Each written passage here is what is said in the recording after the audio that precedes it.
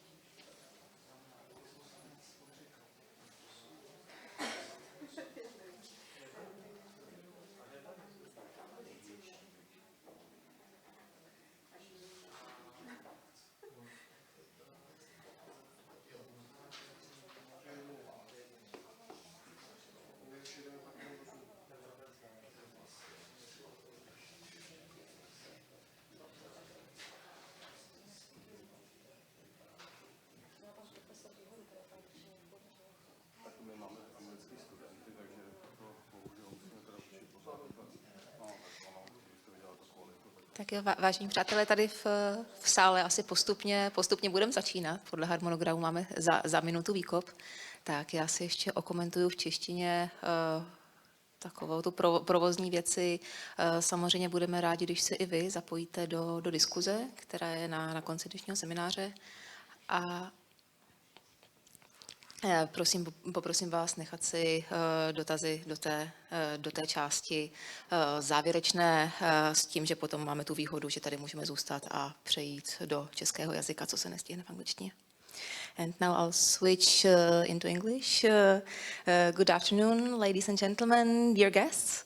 Let me welcome you on behalf of the Ministry of Regional Development at today's workshop, which is devoted to digitization. And digitization we don't see just as a trend, but we see it actually as a hope for improving the lives of the citizens and of public services in the vulnerable areas. And that's what today's workshop will be all about.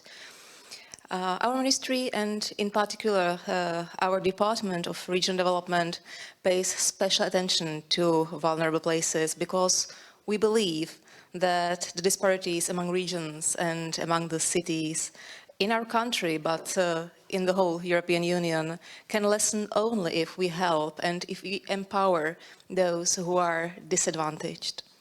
The COVID crisis revealed the importance of resilience and of digital solutions, which play a key role in this respect.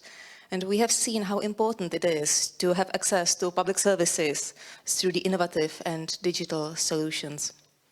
Not coincidentally, our ministry has prepared a strategic document called Smart City Concept, which was adopted in May this year by the government and which addresses not only digitization, although it's very important to the concept, but also reflects the other dimensions of the new Leipzig Charter, which actually stresses the role of digitization as well. The main role of today's workshop is to share inspirational examples and inspirational cases of digital solutions which really help to improve the citizens' lives and which we would like to share with you as well.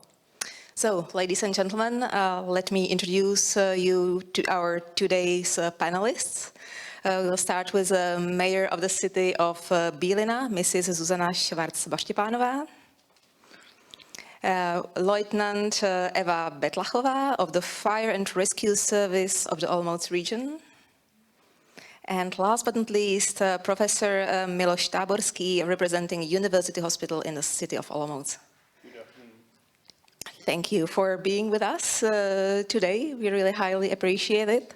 And let me also introduce myself. My name is Karin Brázová, and I lead Urban Policy and Strategy Unit at the Ministry of Regional Development. And today I'll do my best to guide you through today's workshop. On the slide, which online I hope you can see, I'm not sure whether you can see it here. Yes, now you can. You can see a QR code and a link going to Slido. Please be so kind and log in because we'll be using Slido throughout today's presentation. And actually there's already a first question waiting for you there. Because after presenting ourselves and our panelists, we would like also to know more about you and who you are who have joined us today. So please do log in and have a quick vote, quick filling in. And in the meantime, I'll just briefly go through the structure of today's workshop. As a first part, we'll have an introductory note from a very distinguished guest who will be joining online, Mr. Ondřej Knotek, a member of the European Parliament. And then we'll follow with 3 presentations of our 3 panelists. We'll continue then with a Q&A session and a discussion where you can write already during the whole workshop into the chat your questions, and we'll come back to them at the end or in the final part of the workshop when the questions will be addressed. And my colleagues will be collecting the questions from the chat throughout the workshop, but if you don't feel comfortable for any reason typing down your question, you can, or there will be also a possibility just to raise your virtual hand, and we'll give you the word. So let's wait for a couple of seconds. We have policy officers, smart city enthusiasts. That's great. I think that's all of us could relate to that.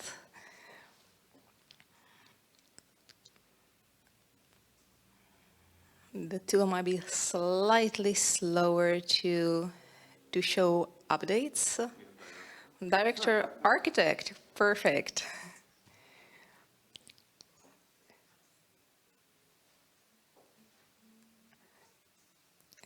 Okay, so last 5 seconds.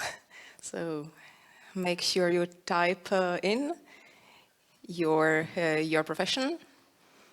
We have another architect, yeah, prevailing architect. So 5, 4, 3, 2, and so 1. I think the architecture group is the largest today, at least from those of you who have voted. And we have just received a call that our first presenter will be 2 minutes late. So you have already tried the Slido, so maybe we can go to a second question, which will be already more on the topic of digitization and smart cities. If I can ask my colleagues to...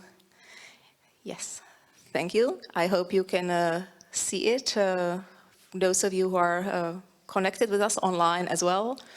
And now we have really more particular question about digital public services, and which of those services would you use the most as a citizen, or which ones would you like to use the most as a citizen in your daily life?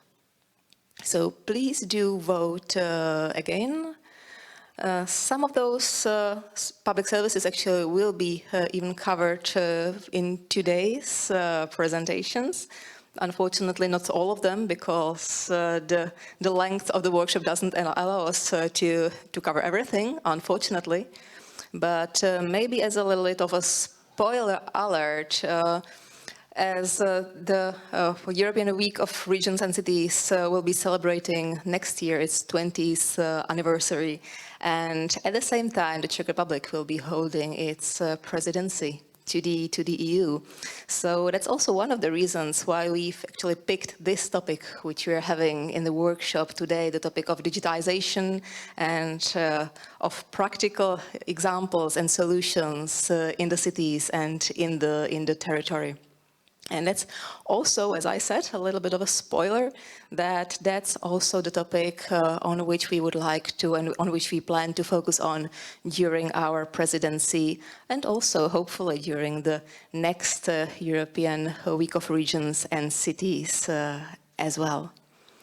So it seems that quite some people have voted already, and currently it seems that the e-health services have the most votes, although quite close coming with the personal agenda and IDs and passports. So it's quite close, but still the e-health services being number 1, which is great, because that's precisely what we have covered today. So I'm looking already forward to the presentation. And I hope now we are ready for our first, welcome note by the member of European Parliament, as I announced before, Mr. Ondřej Knotek, who is not only member of the European Parliament, but also member of the Committee on Regional Development and Committee on Environment, Public Health and Food Safety. And Mr. Knotek was also shadow for Just Transition Fund, which I believe makes him, or make his presence, or his virtual presence here, really very, very relevant. And I'm really very happy to have you here, Mr. Knotek, today with us, and the floor is yours. Good afternoon, everybody. Just a quick check. Can you hear me? Can you see me? Yes, perfectly. much. I'm so sorry for joining so late, but just 1 minute ago I have finished another presentation on nuclear energy. So now I'm fully yours. Thank you very much for dedicating the time to digitalization, because digitalization is simply crucial. It's crucial for the growth, for economy, also for our security. By the way, I'm also pleased with the voting results. At the end of my speech, I will also speak about the digitalization in health, which today is an extreme topic. So I'm also happy that there is this pursuing and doing of this issue. One aspect in the beginning, I can say that digitalization, fostering digitalization, is one of the goals, one of the targets, but at the same time, growing digitalization is basically an instrument to reach another goal. So it is something like, I would say, a double importance of digitalization. And it is true that today's Brussels is driven by two transitions, and this is the digital one and also the climate one, and the climate one is dependent also in some aspects on the digital one.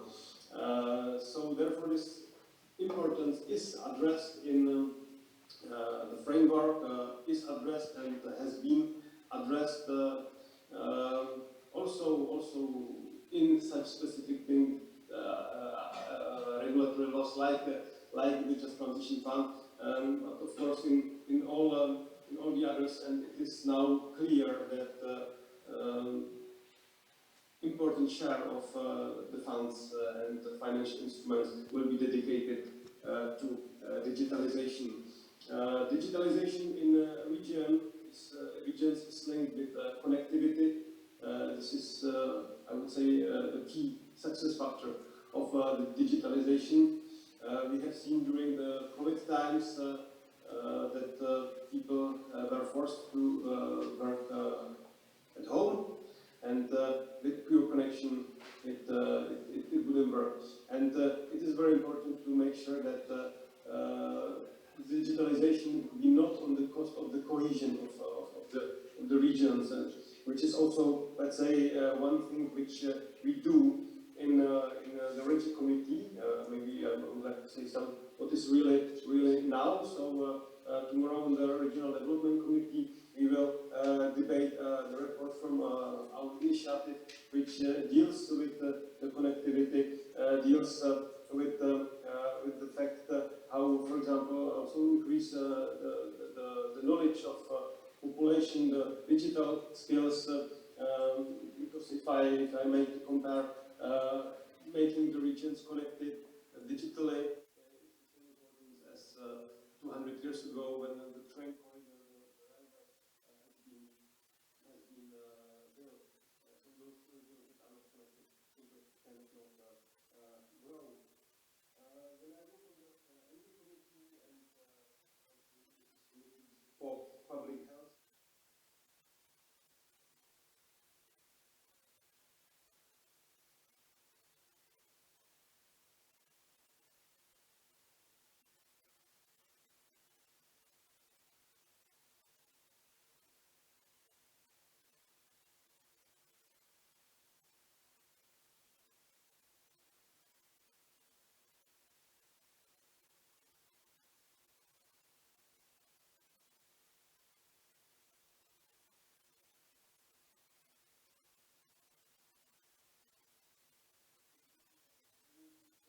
another approach. So for real world data evidence, and for this we need to build a specific health databases, health infrastructure, which can be used to do these studies. And also this is one of the elements which then brings investors from the outside of EU, or those EU investors to this EU when it comes to creating startups in biotechnologies and so on. So this is, for example, one concrete example, very important one, which we simply need to manage.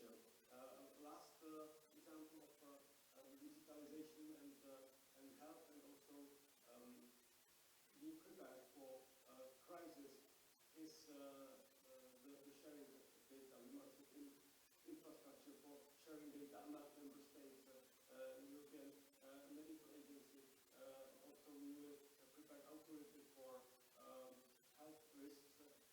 they need to be able to predict the crisis.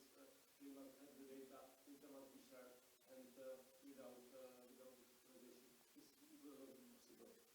Very last comment, Czech presidency, and I'm very happy that the digitalization is on the plan, and of course Digital Service Act, Digital Media Act, also how the big players will influence the internal market of EU. This is something which I'm very proud that Czech Republic will be able to solve during the presidency. So far, thank you very much for first inviting me. Thank you very much for giving the accent on the digitalization. There is also strong link to regional development, not only in the metropolitan areas, but also for yes, for example. Thank you very much, Mr. Knotek. Thank you for your kind words. And you definitely did mention some very key topics to be discussed, hopefully maybe even today, later, such as digital literacy and data sharing. But because we need to hold to quite a strict schedule, so thank you once again for finding time to join us. And now let us move to the city of Bílina and to one of the practical examples which we have in the Czech Republic. This case is not about health, but it's about security and protecting citizens. And I'll give the floor to Mayor of the city of Bílina, Mr. Zuzana Schwarz Bařtipánová. I would say maybe a smart city Bílina, if I may. And well, to provide you with context, more of which will be, I think, in the presentation, but Bílina belongs to one of the coal regions. It is situated in the Ústecký region, and the city of Bílina is also involved in our project 5G for 5 cities, and we are really very happy to have this case here today as well. And before I give the word to Mrs. Mayor, let's start with a brief video introducing the Bílina case. So please, my colleague.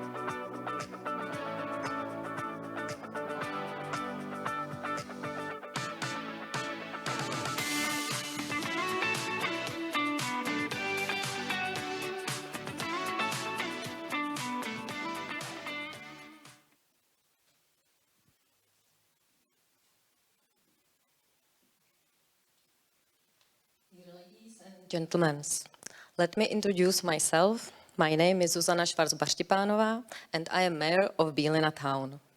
I have prepared for you a short presentation about digitalization and smart city approaches and visions in Bílina.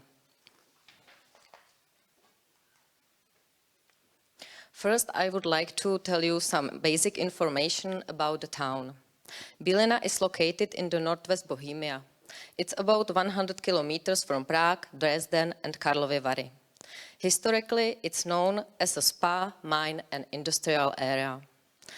The first mention about Bílina is from 993. The town has a lot of specifics. They are positives, but also negatives. I can highlight some of them. First, I have to say that we have 2 social excluded localities with a large proportion of social excluded citizens. They are very often unemployed, depend on state social support, and with only elementary education. They don't want to change their life in many cases, and they are a bad example for younger generations. They are also very often moving through the Ústí region or Czechia. They don't have any roots or relation to the place of residence. In these localities is also worse security situation, worse services, mass and higher rate of crime. I must mention that in this part, also large industrial area in north part of town. There is a coal mine, power station and car glass factory. This is positive for employment, but it's negative for environment. I want also highlight some of positives. As a first, it's a spa area with Billiner Sauerbrunn Spring, then a National Nature Reserve Bořeň, which is something like a brother of Devil Tower in Wyoming, or large recultivated area serving as a place for leisure activities. Thanks to the long history of town, a large part of town center and spa area is also protected as an urban heritage zone with many cultural buildings and monuments. At this slide you can see the localities I have talked about. Bořeň Reserve is not displayed, but it's next to spa area. Very important impact to the town has also traffic artery of the Ústí region, named E442 or 13. It divides the town on two parts, and the transit on it is really huge, mainly in morning and afternoon period with long time traffic jams. In 2029, the state should start building a tunnel under the town. So the pollution, traffic jams and long-lasting journeys through the town for transit drivers and also for Bílina citizens should be better in future.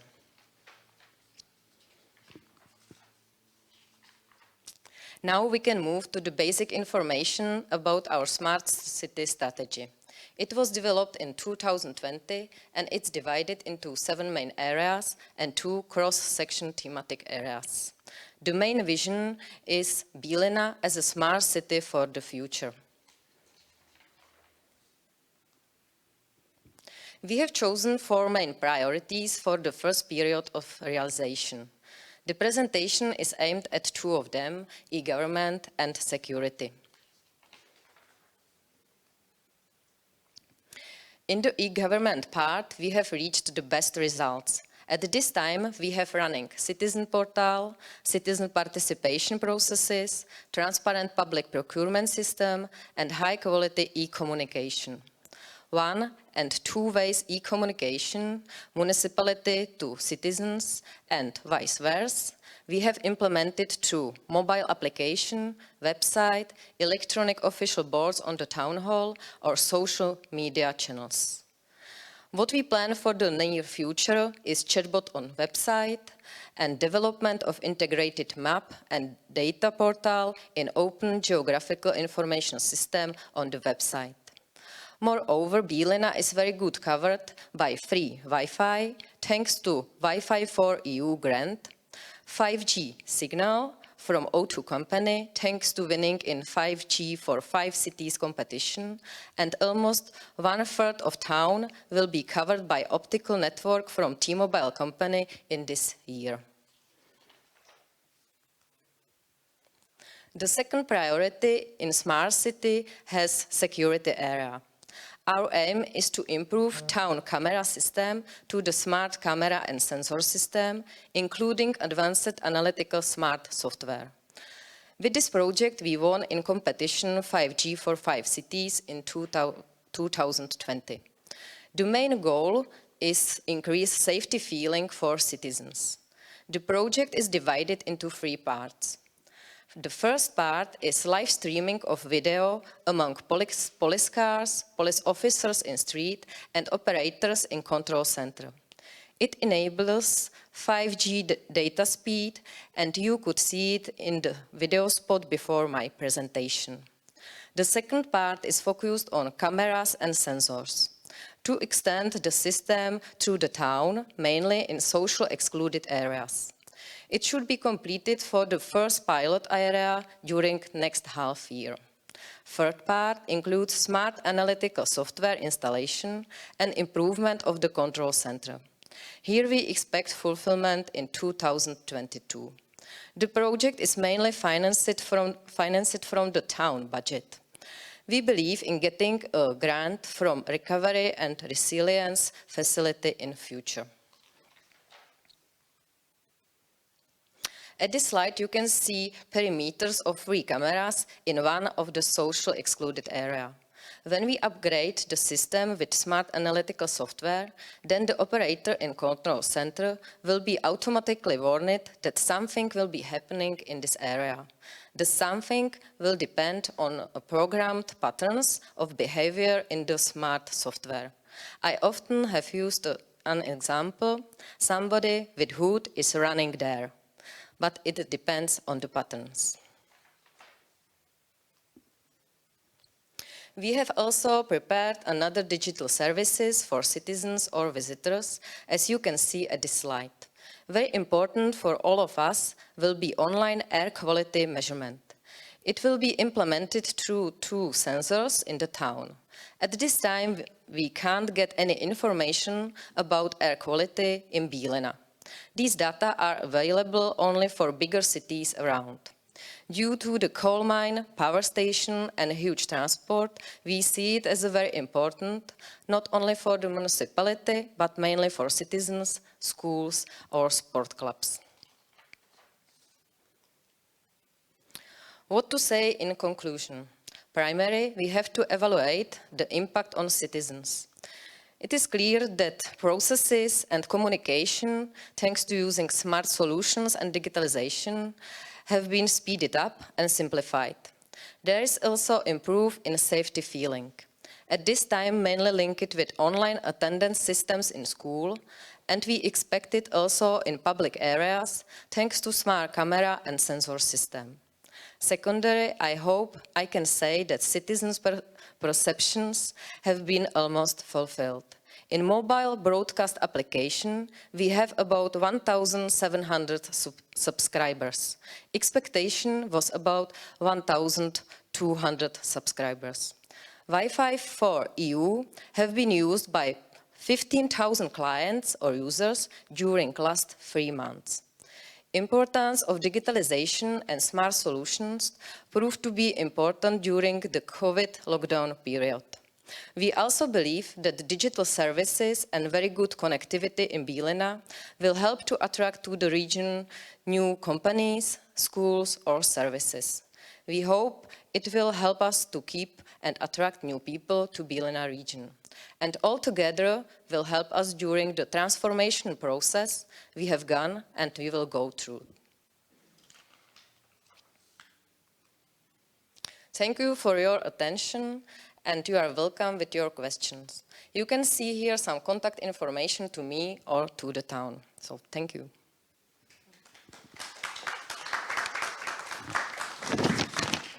Thank you very much, Mrs. Mayor, for your very informative presentation. And what I personally liked very much is how you linked the general concept of strategy of Smart City Bílina to the particular projects which are going on or planned to the actually results for the citizens. So thank you once again.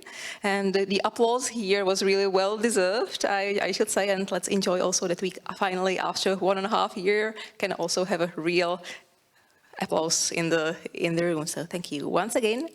And now let us move to the next presentation. And presentation will be given by Mrs. Lieutenant Eva Betlachová, who, with her colleagues, saves people's lives. And today she'll be presenting an example of a successful cross-border project on citizen security. So Mrs. Betlachová, the floor is yours.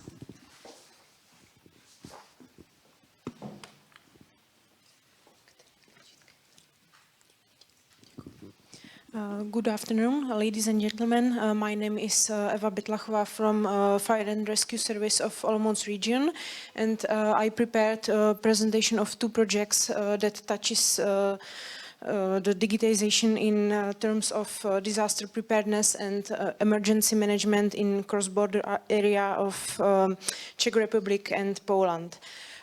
First of all, I would like to talk about what my organization, the Fire Rescue Service, does. The Fire Rescue Service of Czech Republic is one of the basic bodies of the integrated rescue systems and is a part of the Ministry of Interior. Its primary mission is to protect lives and health of inhabitants, environment, animals and property against fires and other emergencies and crisis situations. The main activities that we deal with are first of all, the interventions. That means there are some daily emergencies and disasters, such as firefighting, liquidation of consequences of natural disasters, and other emergencies. We do state fire supervision, preventive educational activities of the population, crisis management. We are one of the bodies of the crisis management to the crisis preparedness and critical infrastructure protection. We do operational management. That means it means that in every regional fire rescue service we have emergency call center that takes calls from EU emergency number and from national numbers, also from e-call, which is the automatic call from crashed vehicles. We do also population protection, humanitarian assistance and creation of legislation in the area of fire protection, integrated rescue system, population protection and crisis management. At first, I would like to talk about the Safe Borderlands project, which is the unique project that was implemented along the entire Czech-Polish border. The Czech-Polish border includes of 37,000 square kilometers and nearly 7.1 million inhabitants. The project enhances the cooperation of all national bodies responsible for disaster response and security in the borderlands region and in the regions in general. It includes adapting risk prevention and risk management measures for dealing with the consequences of climate change, such as could be an erosion, floods, storms and droughts and so on. So the project has improved the disaster preparedness of Czech and Polish organization that respond to emergencies along the old Czech-Polish border, and it increased the security of the region's residents and made the area more attractive to visitors. The project was realized in 6 key activities.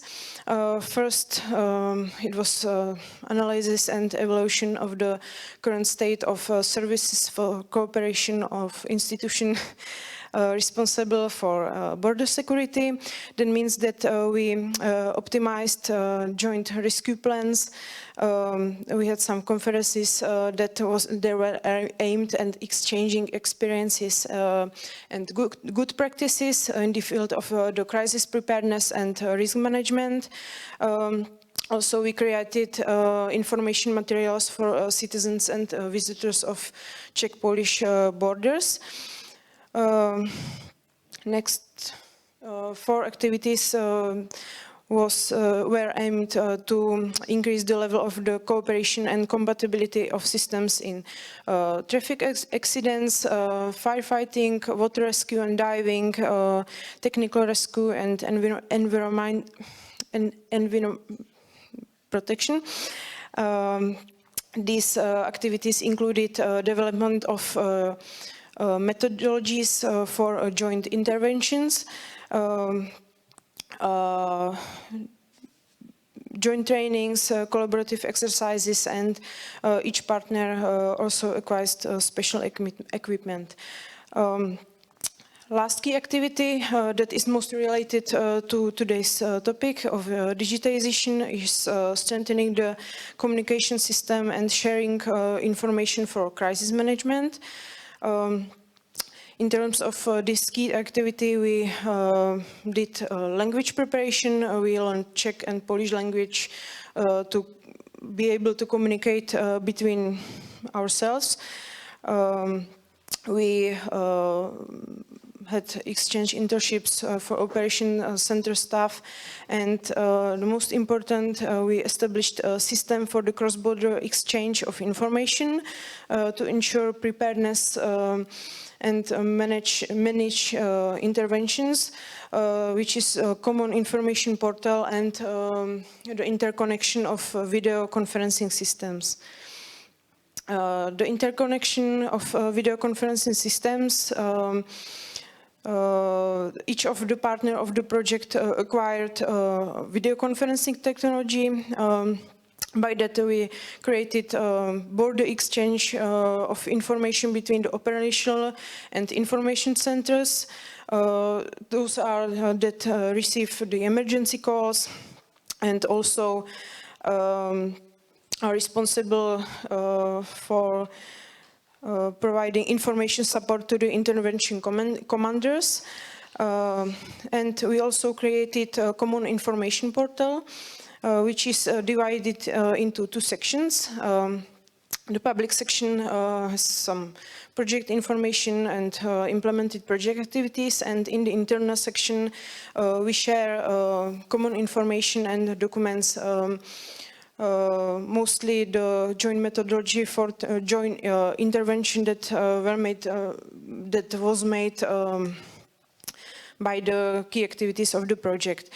So our incident commanders can have immediate access to joint documents, and they can deal with joint interventions. The second project was a joint management of specific risks in the Jeseník-Nisa region. This project builds on the Safe Borderlands projects. It's the project of joint management and specific risk in the area of Olomouc region, Jeseník and Nisa region, which is also a part of the Czech-Polish border, but the smaller piece. The aim of the project was to improve cross-border preparedness for dealing with emergencies and crisis situations by strengthening the cooperation services and crisis management bodies in the Jeseník-Luhlazy-Nisa region, and also the readiness of rescue services and crisis management bodies for dealing with emergencies and crisis situations was increased. The project activities, the main objective of the projects were joint multi-criteria risk analysis of the region, joint planning, documentation, creation of a system for sharing information between crisis management bodies and the area of interest, completion of missing special technique and joint exercises. The project increased the ability to communicate with each other, both through common information portal and the creation of joint solution plans and organization and the implementation of joint exercises. The common information portal was a result of the joint risk analysis, under which we did a list of competencies of stakeholders and were determined to create common solution plans for specific emergencies such as flash floods, extreme windstorm, traffic incidents, forest fire, snowstorm, and electricity failure. Such common information portal of the Safe Borderlands project. This common information portal also divides into two sections. The public section provides summary information from national systems such as water levels, weather forecast, warnings, etc. Those informations are needed also for managing the intervention in the cross-border areas. And in the internet section, we implemented common solution plans and list of contacts in form of checklists that are the form of the to-do lists. It provides easy sharing of information about ongoing events between the Czech and Polish side. You can share status of actions and activities assigned to specific events. We have an overview of current levels and the status of individual events with the event solutions. We share contacts through this common information portal. There is a possibilities of direct calling, dialing the telephone numbers of the responsible organization and persons. We can display the timeline of each event, and also we have implemented automatic translation from Czech to Polish, so we can understand what is going on. As a part of the project, we implemented a tabletop exercise to verify the use of the common information portal and to improve the organizational and personal readiness for the specific joint interventions. The specific joint interventions was a traffic incident. That it was a leakage of a dangerous substance into the Bílina River, which is flowing from Czech Republic to Poland.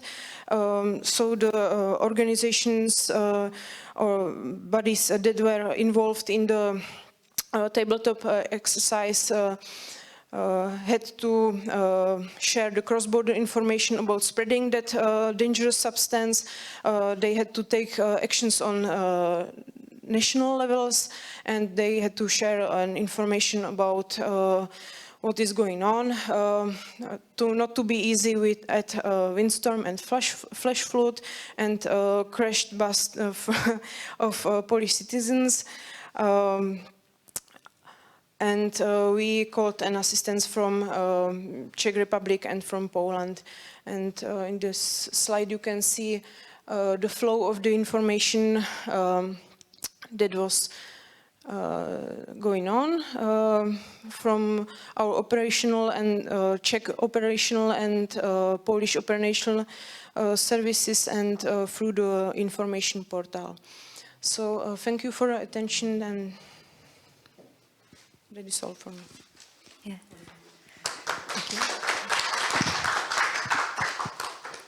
Thank you, Lieutenant Betlachová, for your very inspiring presentation, as I think that really this whole case of cross-border cooperation can be really inspiring for other countries and other regions as well.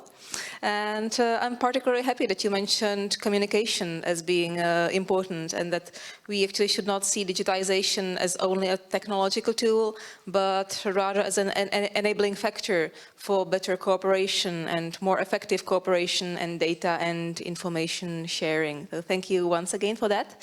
And that slowly leads me to our next Slido question, which is on data sharing. And in this case, we are focusing on health data. And we would like to know your opinion, if you would appreciate that your health data could be shared by hospitals or, well, health facilities in the EU member states. So please do vote. We have there, well, a list of answers prepared, from very enthusiastic to not enthusiastic at all. And it seems that at least in this group we are quite enthusiastic. Oh, that's great. And I'm very happy that no one, at least so far, has voted that he or she doesn't care. That's also a good sign as well. So I think we are quite enthusiastic in this workshop. So thank you for your voting, and that really brings us to our last but not least important presenter, Mr. Professor Miloš Táborský, who is a distinguished cardiologist in the Olomouc University Hospital, and I also need to say that he is a co-founder of National Telemedicine Center, which helps people in vulnerable places to have access to e-health services. And in his presentation, he will touch on the activities of the National Telemedicine Center. The floor is yours.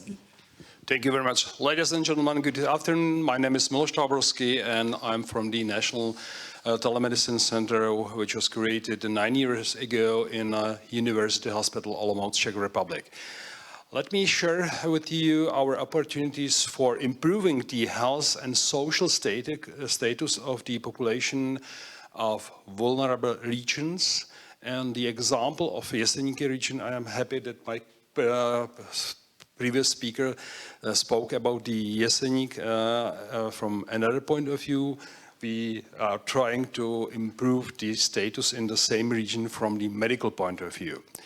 National e-health center is focused on telemedicine, e-health and assistive technologies and digital innovations and transitions in health and social care. So we are not taking care only about the medicine, also about the social aspects.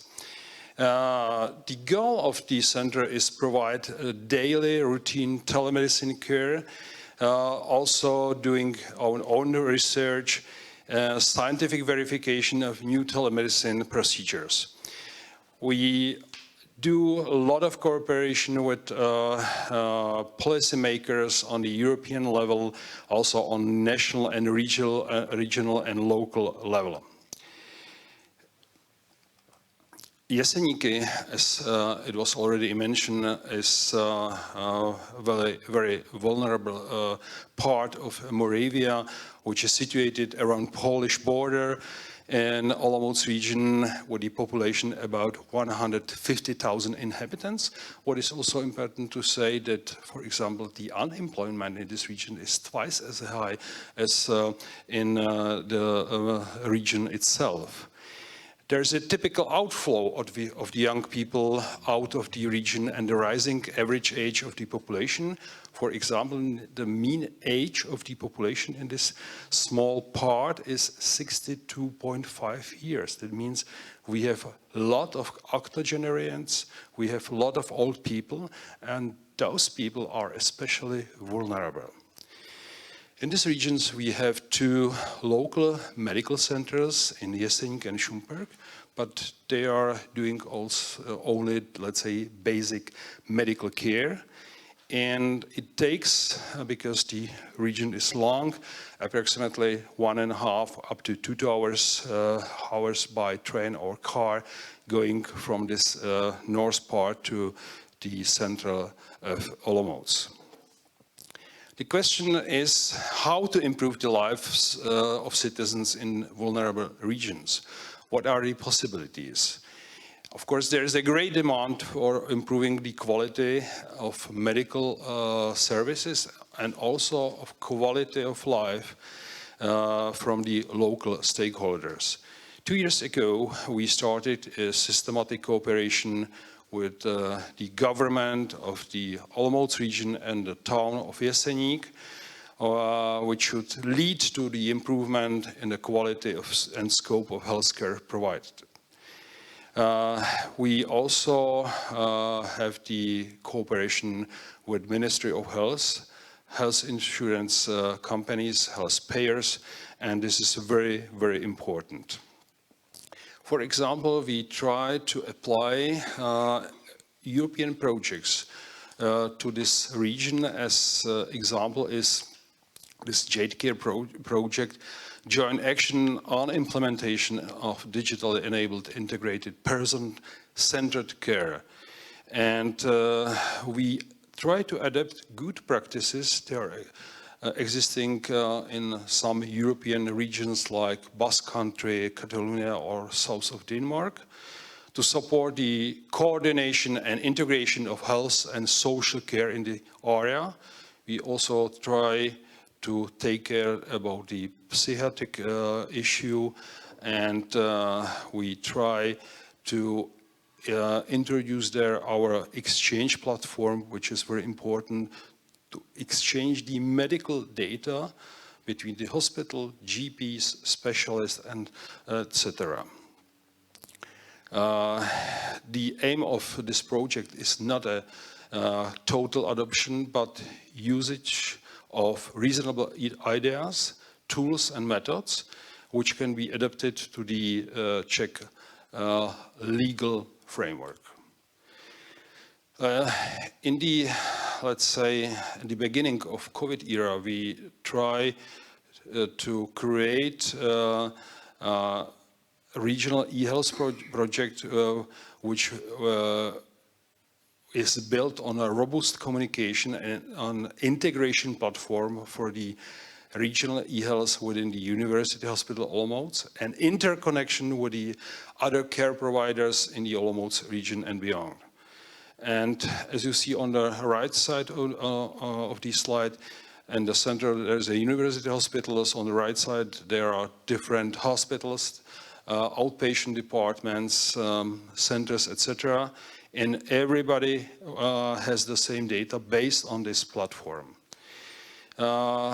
We created a telemedicine portal and also mobile application which brings a suitable solution for the region. It was developed in-house.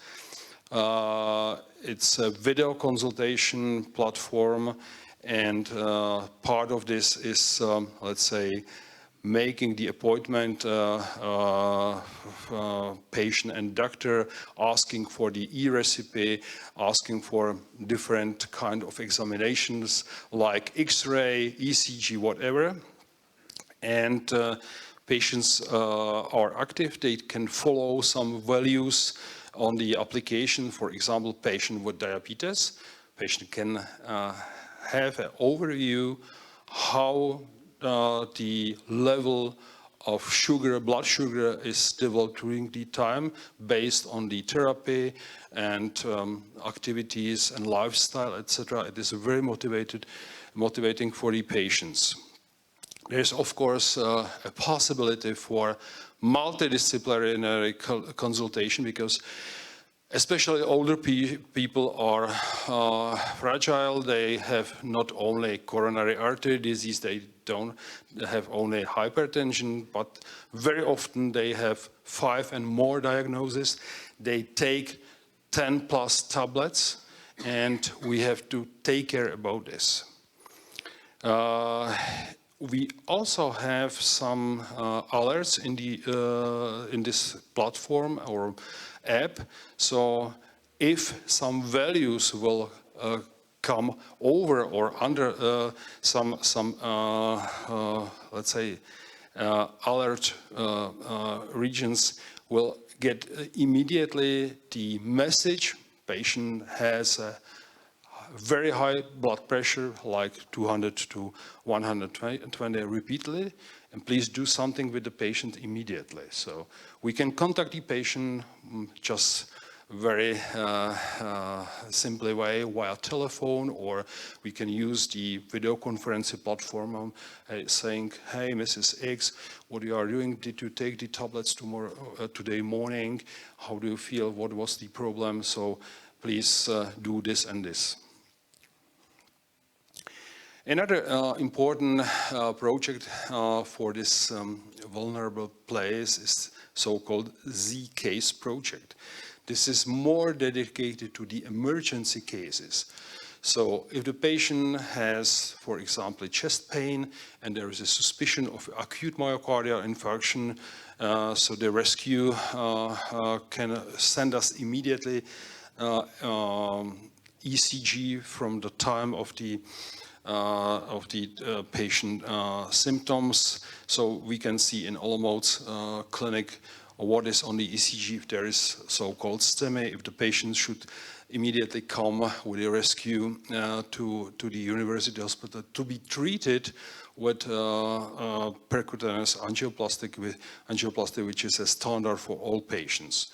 And it really helps because we don't need to send the patients first to the local hospitals, but using this telemedicine application, so we can directly decide if the patient is dedicated to sophisticated care in a university center. Another example is remote monitoring of mothers with gestational diabetes. At the moment, the young ladies have to visit personally the hospital to have the gestational diabetes under control. But using the telemedicine platform, we are able to monitor in an effective way the development of diabetes in pregnant women at different stages of pregnancy, and we are using, of course, the modern digital technologies. Through the portal, through the apps, pregnant women can communicate with the healthcare facility, and we can also optimize the development of the treatment and some needs they have. For the future, we like to screen retinal, that means eyes, pathologies using mobile fundus cameras and neural networks. It is planned for next year. We also promote internet for free, what is very important. So especially in these regions, there's a need that everybody has internet for free. So this is very important part of the services, and the cities and communities should support this idea. We are also working on an economic model of telemedicine services and talking to VZP, to the General Insurance Company. And it seems that in next year there will be a massive reimbursement for different diagnoses using the telemedicine principles in Czech Republic. So, and today morning, I don't have the slide for it because it's just free. I like to create, for example, with architects, they are here, points of medical care in the regions. It means a system where the patient can come, can switch the telemedicine platform and asking for some questions, medical troubles, etc. And I believe it could be also some good example how to improve the safety, medical aspects, and the quality of life in these vulnerable regions. Thank you for the attention.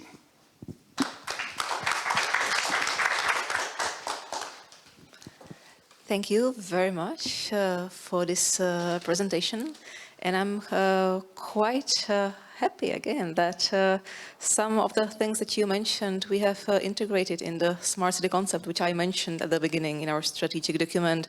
And those examples are really those we would like to, cooperate at the national level to see that these projects alike are supported.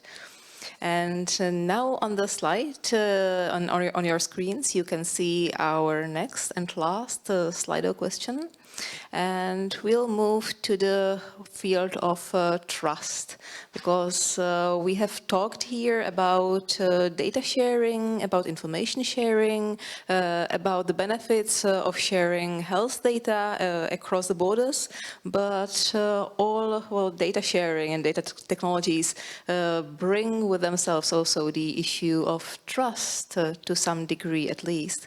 So please do vote and tell us if you trust your health data are safe or secure in e-health information systems. So far, it looks that we are not only enthusiastic, but we are quite trusting as well, at least to 50%, and 70%. But definitely there are no skeptics here in the group. I'm wondering how that is representative of the overall population. So let's give it a couple of seconds more, and then we'll close the voting. Now it really looks that majority of people definitely is quite trustful in this respect. Maybe that's something also we could discuss during our next session of this workshop, because by this question, actually, a Slido question, we are getting to our discussion part and Q&A part. And I would like to strongly encourage those of you who are watching us online to type in the questions into the chat. And you can start right now, and before there will be appearing the questions, I'll take my privilege as a moderator today. And I ask my first question to Professor Táborský. And it will be, if you think that, what could be the biggest barriers for the patients to use the e-health applications? Yeah, thank you. This is a very important question. So there are several barriers for the patients. Firstly, trust. So we have to educate the patient that the data are really safe. In our case, they are not in some cloud somewhere, but they are located very safe on the level of the university hospital. And I always telling the patient this is much more safety than your bank card. So just an example. So other things, there are on the market several companies. They are saying to the people, yes, we are doing the e-health services, but more or less this is no real e-health. This is like a concierge service. That means they try to make a connection between a patient and a specialized doctor for money. And this is also not a good example. So what we are trying is to have higher quality of medicine in combination with the digital aspects, and sharing on a safe way the data between the hospitals, GPs, specialists, and everybody who is eligible can see this data. A very good example is, for example, blood sample. So in the terms of the prevention, everybody who is older of 50 years should at least once in a year go for the physical examination to the GP for the ECG, blood pressure and lab. And it is just enough to do in healthy person the labs results once in a year and share the data, because then you are visiting your stomatologist, gynecologist, whatever. So everybody can see the lab results, and we don't need to repeat this many times like it is usual today. Another example are X-rays or ultrasound examinations and things like that. So sharing the data is very important for the safety, for the quality, and also there is a potential to save the money for the system, because, you know, the modern medicine is very costly, and we have to save some money on this level to have enough investigation for the future, for the treatment of rare diseases and things like that. Thank you. And Mr. Táborský, we have more questions on you. Ladies are here, so given online, I think we fortunately we are perfectly on the schedule so far, so I can assure that everybody will get the chance to talk. But it's really very directly related to what have you just said to my question before. And we have a very interesting question from the chat, actually. If you could comment about the standardization of medical records or medical data to ensure scalability and machine analysis, if there are any plans, and if you just could comment on that. Standardization is a very important issue. So there is some official material of the Ministry of Health. They developed the standardization level, and we need also use some standard verified technologies, because, you know, if you are going, for example, for Amazon and you're just looking for, let's say, smartwatch, you will get there 25 or more, maybe 50 examples, but only 2 or 3 of them are validated for real heart frequency measurement, ECG interpretation, and things like that. So generally, those issues are very important, and we need to, let's say, distinguish between the standardized methods and validated technologies against the, let's say, leisure time technologies. Thank you. And now the next question appeared, directed to Lieutenant Betlachová. And the question is whether the Czech-Polish Fire Service is using any kind of situation management platform tool to automate decision-making processes. Okay.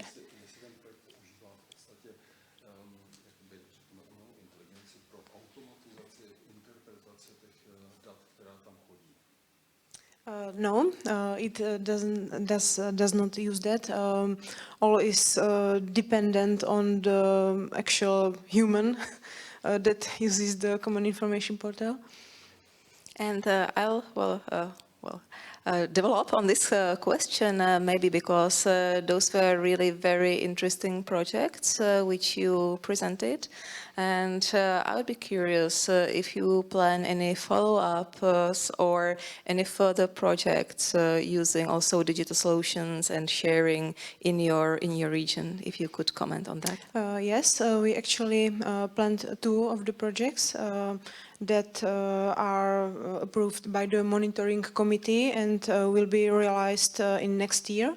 The first project aims at camera systems. It will be very similar to the project of the Bílina city, but we will use the camera systems and unmanned camera systems, I mean drones, to monitor the cross-border area, so that we will know what is going on there, because the cross-border area of the Olomouc region and specifically in Jeseník is very specific, that it takes a long time to get there, to the medical assistance, to the firefighting assistance, and so on. So we could monitor the current state of the situation and know what we need to do. The second project is focused on the coping of the COVID-19 or of the pandemic generally. We will create sharing, some system of sharing information of good practice about in terms of the pandemic's solution, and we will test some new technologies to cope with the pandemic situation. Perfect, and it sounds really very interesting. So I'm looking forward perhaps to having you next year here again and giving us update on how that is going, because really the COVID pandemic is a game changer in many respects.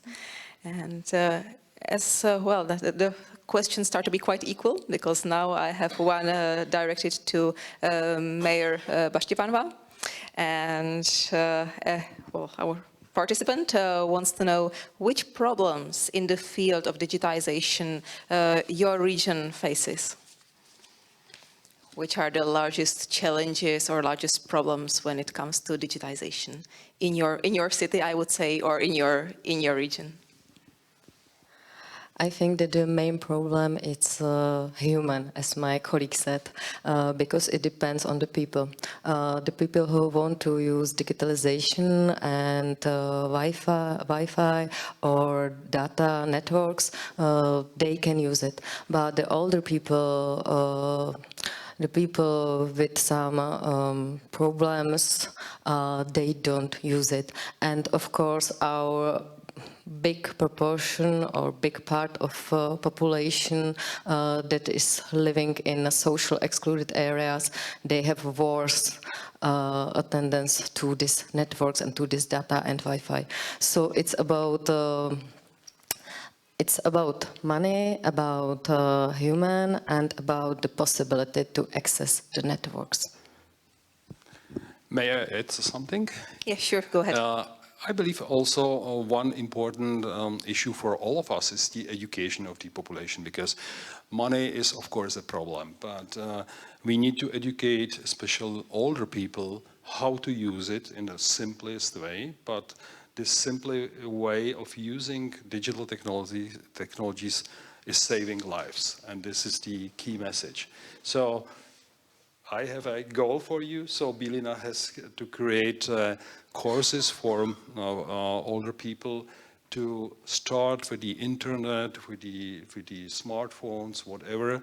So how to use it, why it is good, how safe is it, and then the acceptance by the population will be probably much more better. So, but it is a long time project, and it depends on you if you like to do it.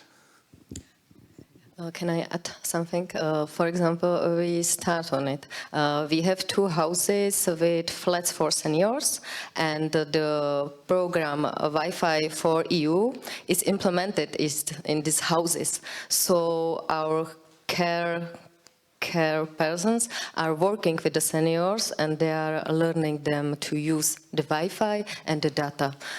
For example, in our municipal hospitality, we have also Wi-Fi network for patients, for doctors, and for the people, for example, who is waiting for the patients. So we are working on it, but it's hard, you know, and we believe that we will go better in it. Okay, thank you for the answer and both for the comment. And actually in the chat there is one very related question to this, and perhaps Professor Táborský, you could answer that as well, because the question goes: what is your strategy to increase digital services, in particular e-health, adoption in a 50+ population? Yeah, the first point is the education. Then if the patient is admitted to the hospital and then released from the hospital to the home, patient gets automatically digital report with all the data. This report is also immediately sent to the GP. So, and if the patient is willing, we can send it to any person who is taking care about the patient. In some fragile seniors, we are also sending the medical data to the social services, because the goal of the treatment is not to have the patients 10 times in a year in a hospital, but to stay as long as possible at home. So we all are using this cooperation with social services, that the social service knows exactly. Yesterday went Mrs. X from the hospital because of heart failure, and we need to measure the blood pressure, we need to take the blood samples in a week, etc., etc. I feel this is a very important issue, how to increase the acceptance and how to do the interaction between medical and social and also municipal aspects. Maybe I could say that we should beat the fear of the seniors, of the communication, of the data, of the smartphones, and so on. Very good answer, thank you. Yeah, we also have some ideas for Olomouc region, as I have seen this nice presentation. Today in Europe there is a strong discussion about the AD delivery by drone in this faraway regions. So we can plan for the next years this project, because sometimes it's much more faster than rescue, whatever, police. So, and if the patient needs the resuscitation, AED could be delivered by drone, and the people there doing the resuscitation can start immediately with the application of AED. What do you think about this? Yes, it definitely would be possible. In terms of the AEDs, I would like to mention that not only professional fire rescue services has AEDs, but also voluntary fire services, especially in the areas that the medical help is not as quick as would be, so they are first at the intervention to help the people, and maybe if we can add some help with unmanned drones, it would be a great idea. How many AEDs has Bílina city? If you could repeat, please, if you could repeat the question onto the microphone so that also other colleagues could all hear. I'm just asking the colleague how many AEDs has Bílina city, in the region, so automatic external defibrillators. Do you have it? Yes, we have in our municipal police and in the hospital. Yeah, but you need to have it also in some faraway regions, because there is a need for it, and nowadays the cost for it is more or less nothing, but it is very important. I know the statistic from the Olomouc region, we have about 110 saved lives per year using the AEDs per 700,000 inhabitants. So this is quite a good example how to improve the situation. I have forgotten fire services has one granted. Yes, granted from our municipality, because they didn't have money, so we granted it. Perfect, thank you. And let's get back to the questions in the chat, because there are quite some. Well, I would like to pick one. We have, well, you have received compliments from our permanent representation to the EU for the interesting presentations. And the question goes to all of you. And well, I would also like to know what was the biggest challenge which you encounter or had to encounter in your projects or in your domains, and well, what was the largest barrier to your success stories which you presented us today? So if we can give the first word to the ladies, but all of you will have to answer this. So the biggest challenge was definitely the legislation of, because of the cross-border projects, it was definitely the legislation of both countries that are not very similar. So we had to cope with we had to find some common solutions, and also money and funding, that I think it's the biggest problem in all the projects. Lastly, it was communication between the partners, because we had to use 2 or 3 languages to talk with ourselves, in Czech, Polish, and sometimes in English, but we dealt with it. If I can say, I would divide the answer to 2 parts. The first is the e-government or public administration. Here is the biggest challenge, promotion. Promotion of the services to the people, to the citizens, to the visitors. For example, the citizen portal is a really great issue, but we have only few users, and I think it's a shame. So we have to promote the advantages advantage and the positives of these services to the citizens. Maybe COVID would help us, and I hope that the improve will be connect. The second part, the security area, there is the biggest challenge for our smart camera and sensor system, the cooperation in 5G with O2 company. Really, the technology is not prepared at this time. We piloted this type of project, this type of system on 4G plus network, but it wasn't working. So we really need the technology and the 5G data for the system. So this is the biggest challenge for us, but maybe more for the operator.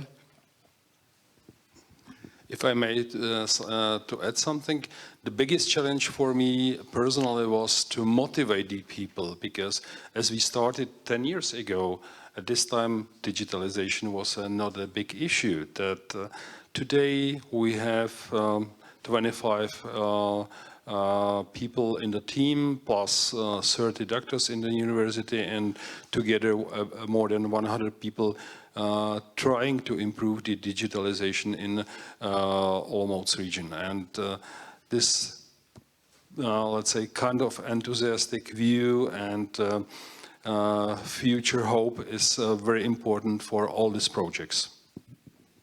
Yeah, definitely, and in many other areas connected with digitization, however terrible the COVID crisis was, it really did help in a way in some respects.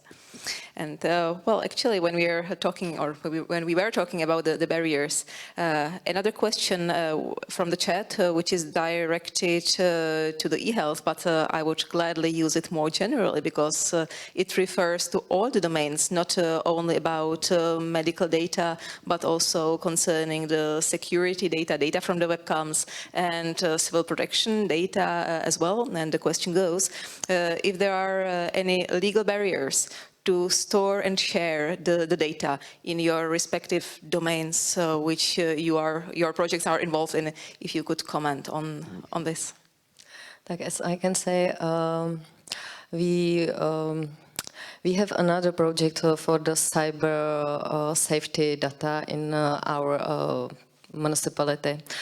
In the project of the smart camera and sensor system, I would like to highlight that there won't be any face recognition. It's only about the warning to the operators in the control center, and for the officers in streets.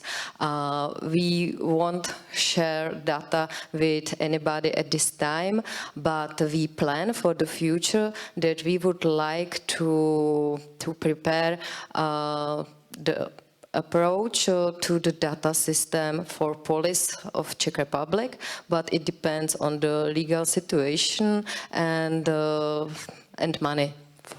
So, but we want to prepare it and to use it in future, because at this time the police officer must go with CD to our municipal policy for any data, and they have to burn it to the CD, and he is going back. So we plan for the future in cooperation with the police of Czech Republic to change it. Thank you. And how about e-health? Yeah, very good question. So we're a little bit more happier because Czech Republic has recently Czech digital medical law, which covers, of course, not all the areas, but at least the security aspects are there. So everybody knows what to do, how to do it, and how to protect the data. I think I don't have anything to say to this. Lucky you. Because the type of the data we analyze are more common than personal.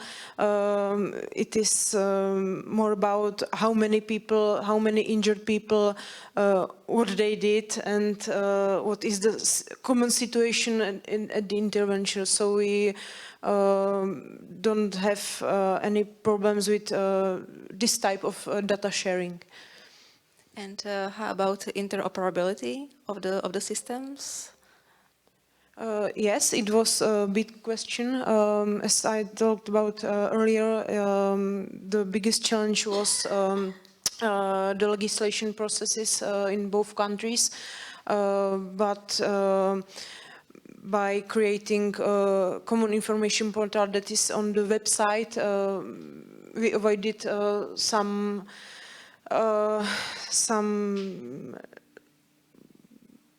things that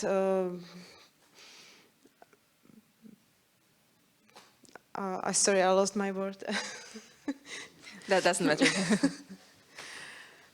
Yes, it was a problem, but we dealt with it.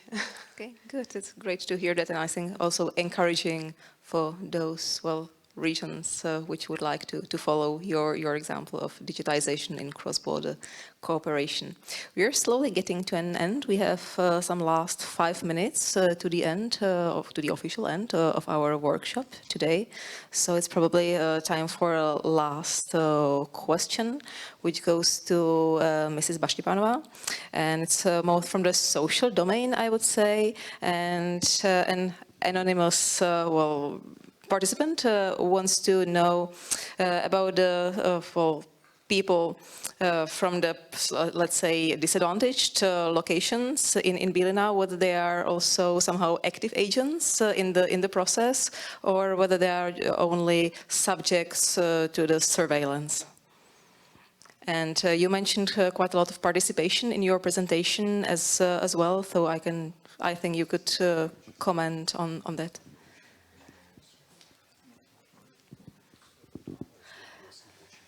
Maybe I'm not sure of the question, but all the people of Bílina town can participate. It's open to all. So if anybody want to share in our digitalization or smart solutions, they can. It's in the part of e-government or the public administration. This, for example, the children from these families from social excluded area during the COVID period, they had lent notebooks from schools. We made for them some datas, and they could use the e-learning, or how to say, in the same way as children from other parts of town or other families. Okay, thank you much for the answers.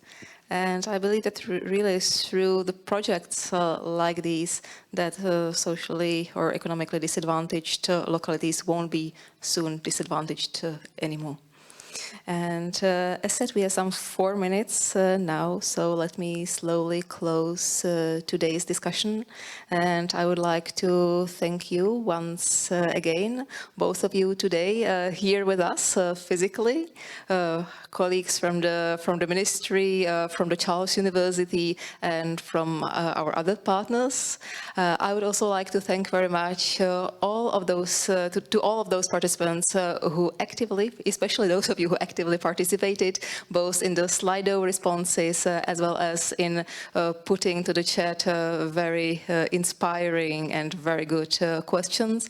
And of course, my greatest thank goes to our presenters today. Really was I think that the mission was accomplished, what we wanted to show inspirational cases, and I'm certain that we managed to do this. And as I said at the beginning, we are at the beginning of setting up quite a policy on smart cities and digital and innovative solutions. We want to make it part of our presidency next year as well, and also part of the next year's European Week of Regions and Cities. So I hope we are not here for the last time, and we will be looking forward to the next year's events. And I'm also sure that there will be quite some progress, both on our policy side and also on the side of further and more projects dealing with innovative digital solutions, which really serve to improve the public services and to improve, in the end, the lives of the citizens in the disadvantaged cities and regions. So thank you very much. And thank you for being with us today. And I think that's it. Thank you.